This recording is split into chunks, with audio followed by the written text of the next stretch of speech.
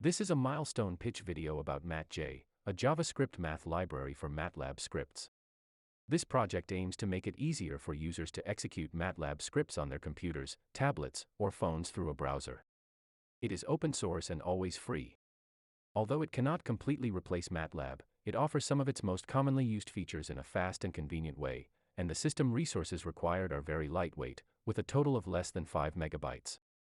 So far, most linear algebra functions have been implemented, which can be used for mathematics teaching in universities, as well as some social features for sharing and rewarding. IC has all the features necessary for this project, which focuses on front-end computing, and requires a server to store code and social data.